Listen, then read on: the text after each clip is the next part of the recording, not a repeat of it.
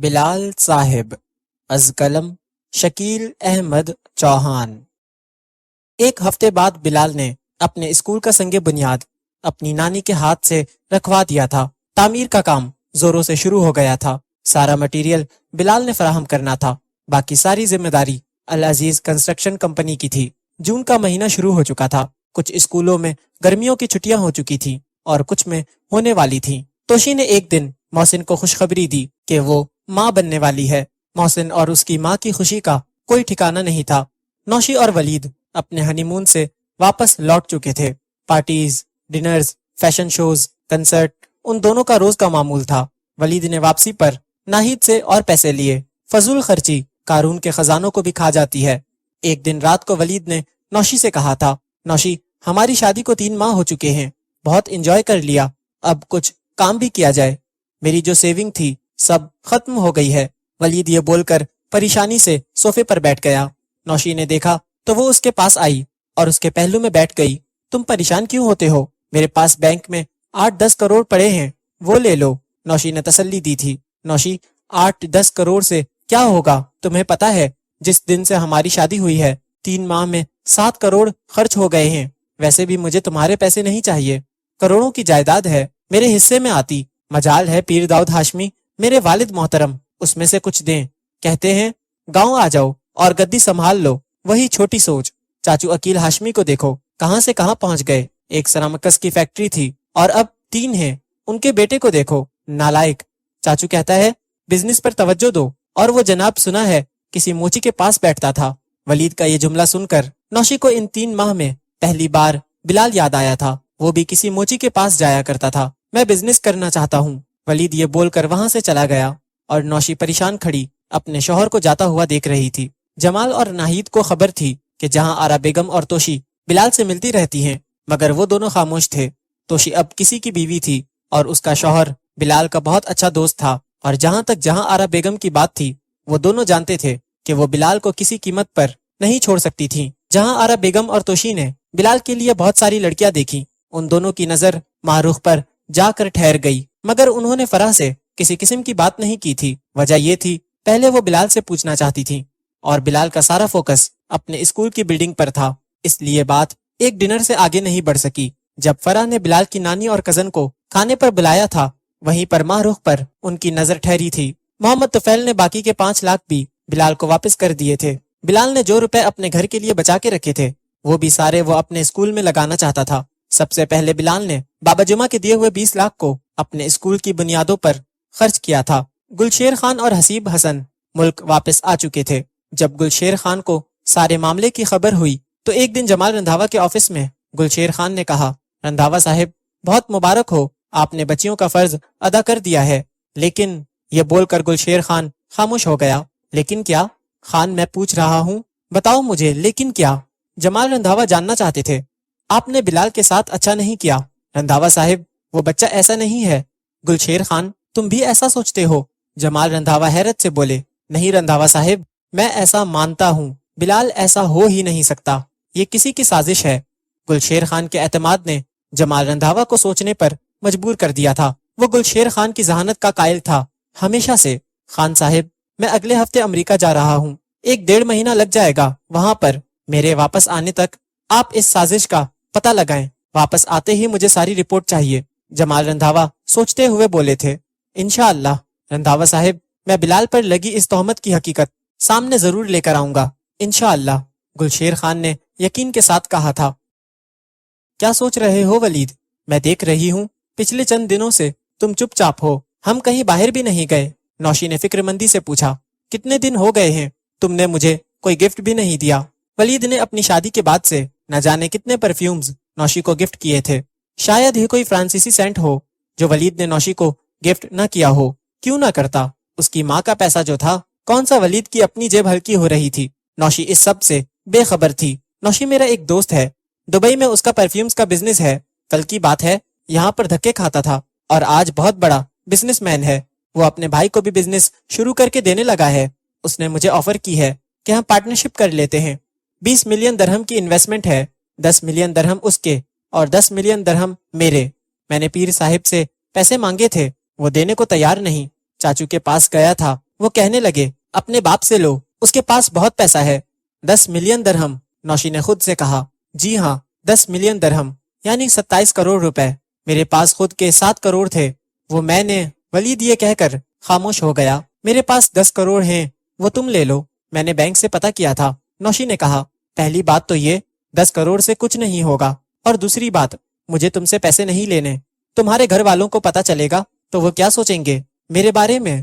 ولید، تم گھر والوں کی فکر نہ کرو، میں انہیں تھوڑی بتاؤں گی یہ میرے پیسے ہیں۔ نوشی تم بات سمجھو، میں یہ 10 کروڑ لے بھی لوں، بات پھر بھی نہیں بنتی۔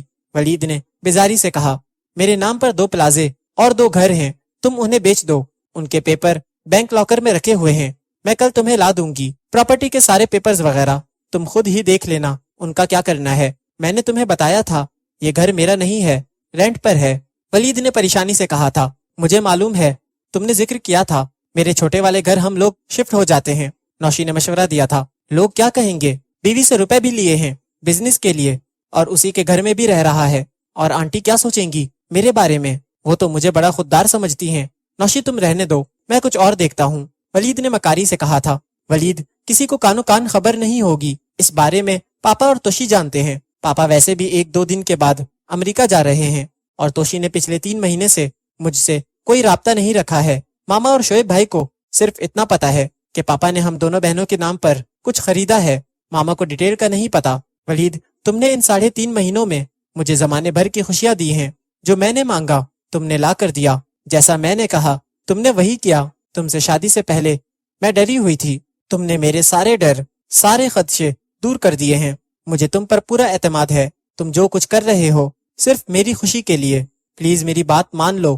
نوشی نے محبت سے کہا تھا، میری ایک شرط ہے، میں تمہارے گھر نہیں رہوں گا، اور یہ قرض ہوگا جو میں واپس کروں گا جیسے ہی میرا بزنس سیٹ ہوتا ہے۔ ہم دونوں دبئی شفٹ ہو جائیں گے، اس طرح میری اپنے باپ پیر داؤد ہاشمی سے بھی جان چھوٹ جائے گی، اور ان کی گدی سے بھی۔ جب بھی ملتے ہیں، گدی سنبھالو، گدی سنبھالو۔ میں تنگ آ گیا ہوں یہ سن کر۔ میں نے گلبرگ میں ایک اپارٹمنٹ دیکھا ہے، کل ہم وہاں شفٹ ہو رہے ہیں۔ ولید اور نوشی کی اس گفتگو کے دوران جمال کی نوشی کو کال آئی تھی۔ ہیلو پاپا، بہت لمبی عمر ہے آپ کی، ابھی میں ولید سے آپ کا ذکر کر رہی تھی۔ نوشی نے جمال سے خوشی خوشی بات کی تھی۔ نوشی بیٹی، تمہاری آواز سن کر مجھے سکون مل گیا ہے۔ میں پرسوں امریکہ جا رہا ہوں، اس لیے میں یہ چاہتا ہوں کل رات کا ڈنر ہم سب اکٹھے کریں۔ تم دونوں کی شادی کے بعد سے تم بہنوں کو اکٹھے نہیں دیکھا ہے، اسی لیے میں نے توشی اور محسن کو بھی بلا لیا ہے گھر پر۔ نوشی بیٹی، ولید سے بات کرواؤ۔ ہیلو انکل، کیسے ہیں آپ؟ میں نوشی کو بتا رہا تھا آپ بزنس میں میرے آئیڈیل ہیں۔ تھینک یو بیٹا، اچھا کل رات کا ڈنر میرے ساتھ گھر پر، جمال نے ولید سے کہا۔ جی ضرور انکل، جیسے آپ کا حکم۔ ولید نے جمال کو اچھے تابع دار داماد کا تاثر دیا تھا، مگر کل تو ہم نے گلبرگ شفٹ ہونا تھا۔ نوشی نے یاد کروایا ولید کو، ہم پرسوں شفٹ ہو جائیں گے۔ انکل کے جانے کے بعد انکل نے اتنی محبت سے بلایا ہے۔ ولید، واقعی ماما کا انتخاب لاجواب تھا، تم بہت اچھے ہو، میری سوچ سے بڑھ کر۔ نوشی پوری طرح ولید کے جال میں پھنس گئی تھی، سب کچھ ولید کے پلان کے مطابق ہو رہا تھا۔ ایک ایک بات ارم اور ولید نے ڈسکس کی تھی نوشی سے متعلق۔ نوشی، میری عزت تمہارے ہاتھ میں ہے، اگر تمہارے گھر والوں کو پتہ چل گیا تو میں اپنے آپ کو ہلکا محسوس کروں گا۔ ولید نے اپنے بنائے جال پر ایک اور گرہ لگائی۔ ولید، مجھے تو تم پر پورا اعتماد ہے، تم بھی یقین کر لو مجھ پر، یہ بات میں کسی کو نہیں بتاؤں گی۔ نوشی نے ولید کو یقین دلایا۔ ولید کے چہرے پر جیت کی مسکراہٹ ابھری، اس نے نوشی کو گلے لگا لیا تھا۔ نوشی، مجھے بھی تم پر پورا اعتماد ہے۔ ولید نے گلبرگ والا فلیٹ نوشی ہی کے نام پر خرید رکھا تھا، نوشی کے اعتماد کو بحال رکھنے کے لیے۔ ڈنر سے فارغ ہونے کے بعد گھر کے سب افراد لان میں بیٹھے ہوئے تھے۔ 29 جون بروز اتوار 2014 رات کے 10 بج رہے تھے۔ جمال رندھاوا نے گلشیر خان کو آواز لگائی۔ گلشیر خان نے 2 لفافے سامنے پلاسٹک کی میز پر رکھے اور واپس چلے گئے وہاں سے۔ میرے ابا جی سب لوگوں سے کہتے تھے کہ اپنی بچیوں کے وراثت سے حصہ دو، جہیز مت دو، اسی لیے میں نے اپنی بیٹیوں کو ان کا حصہ شادی سے پہلے ہی دے دیا تھا۔ جہاں آرا بیگم کے چہرے پر ایک طنزیہ مسکراہٹ ابھری اپنے بیٹے کی بات سن کر، مگر وہ خاموش رہیں کیونکہ جمال اپنے دامادوں کے ساتھ بیٹھا ہوا تھا۔ یہ بیٹا تم دونوں کے لیے میری طرف سے سلامی ہے، یہ 2 چیک ہیں، ایک 1 کروڑ کے، ایک ولید بیٹا تمہارے لیے اور دوسرا محسن بیٹا تمہارے لیے۔ محسن نے یہ بات سن کر توشی کی طرف دیکھا جو اپنی دادی کے ساتھ والی کرسی پر بیٹھی ہوئی تھی۔ توشی نے اپنی دادو کی طرف دیکھا، جنہوں نے آنکھ سے ہاں کا اشارہ کر دیا تھا۔ توشی نے بھی محسن کو چیک لینے کا اشارہ دے دیا۔ آنکھوں ہی آنکھوں میں ناہید یہ سب کچھ دیکھ رہی تھی۔ ولید نے یہ سن کر اپنی ساس ناہید کی طرف دیکھا جس نے نہیں کا اشارہ دیا۔ نوشی اپنی ماں کے ساتھ بیٹھی ہوئی تھی جسے اپنی ماں کی حکم کی خبر ہو چکی تھی، مگر وہ خاموش رہی۔ جمال نے پہلے وہ لفافہ جس میں 1 کروڑ کا چیک تھا ولید کی طرف بڑھایا، جو کہ جمال کے دائیں ہاتھ والی کرسی پر بیٹھا تھا۔ سر، مجھے صرف آپ کی دعاؤں کی ضرورت ہے، اس سلامی کی نہیں، یہ میں نہیں لے سکتا۔ ولید نے 2 ٹوک بات کر دی اور وہ چیک نہیں پکڑا۔ جمال نے وہ چیک میز پر رکھ دیا۔ جمال نے دوسرا لفافہ اٹھایا اور محسن کی طرف کر دیا جو کہ جمال کے بائیں طرف بیٹھا تھا۔ ولید نے صحیح کہا ہے انکل، آپ کی دعائیں زیادہ اہم ہیں اس چیک کے مقابلے میں۔ یہ چیک میں آپ کی بیٹی کے کہنے پر لے رہا ہوں اور مجھے پورا یقین ہے ولید جتنی دعا تو آپ میرے لیے بھی کریں گے۔ توشی اگر نہ بھی کہتی پھر بھی میں یہ رکھ لیتا۔ میرا دوست بلال کہتا ہے کسی کی محبت کو انکار مت کرو اور مانگو صرف اللہ سے، کیونکہ دینے والا صرف وہ ہے۔ انکل، آپ کی محبت سمجھ کر یہ چیک میں لے رہا ہوں جس کی وجہ سے آپ مجھ سے محبت کرتے ہیں، یعنی آپ کی بیٹی۔ یہ رقم میری امانت ہے اس کے پاس، مجھے جب بھی ضرورت ہوگی میں اپنی بیوی سے یہ رقم لے لوں گا۔ توشی جی، یہ رقم میری ہے اور آپ کے پاس امانت کے طور پر پڑی ہے۔ محسن نے SMS کو اشارہ کیا جو آئس کریم کی ٹرے لے کر آیا تھا۔ SMS نے وہ چیک لفافے سمیت توشی کو پکڑا دیا۔ محسن سے لے کر سب خاموشی سے ایک دوسرے کو دیکھ رہے تھے۔ آئس کریم کھانے کے بعد سب جا چکے تھے، صرف جہاں آرا بیگم لان میں بیٹھی تھیں اور وہ بلال کے روم کو دیکھ رہی تھیں اور ان کی آنکھوں میں آنسو تھے۔ SMS نے جا کے جمال کو اطلاع دی تھی کہ بڑی بیگم صاحبہ ابھی بھی لان میں ہی بیٹھی ہیں۔ چلیں ماں جی، اندر چلیں، بہت رات ہو گئی ہے، جمال نے ساتھ والی کرسی پر بیٹھتے ہوئے کہا تھا۔ بیٹا، تو صرف اپنی بیوی کی کہی ہوئی باتیں یاد رکھتا ہے، آج اپنے باپ کی بات تجھے کہاں سے یاد آ گئی؟ اور میری بات تم ایک کان سے سنتے ہو اور دوسرے سے نکال دیتے ہو۔ ماں جی، میں نے وہ 50 ایکڑ زمین خریدی ہے، آپ بلال کو بلائیں، اس کے نام پر میں رجسٹری اور انتقال کروا دیتا ہوں۔ جمال رندھاوا، وہ 50 ایکڑ تجھے مبارک، میں نے بلال سے بات کی تھی، اسے وہ زمین نہیں چاہیے، اس نے جاتے ہوئے تیری خیرات تجھے واپس کی یا نہیں؟ بیٹا، جس دن تو نے پہلا چیک اپنی بیوی سے چھپ کر دیا تھا اس نے اسی دن وہ چیک مجھے واپس کر دیا تھا۔ میں نے لینے سے انکار کیا تو بولا نانو، میں مامو جان کا دل رکھنے کے لیے یہ چیک لیتا رہوں گا مگر کیش کبھی نہیں کرواؤں گا۔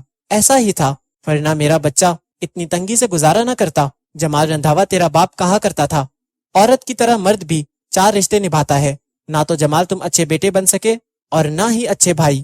توشی کے علاوہ تیرے دونوں بچوں کا اللہ ہی مالک ہے۔ ہاں، بیوی کی جی حضوری میں تم نے حق ادا کر دیا ہے، تیرے باپ کی کہی ہوئی بات تم نے ایمانداری سے ثابت کی ہے۔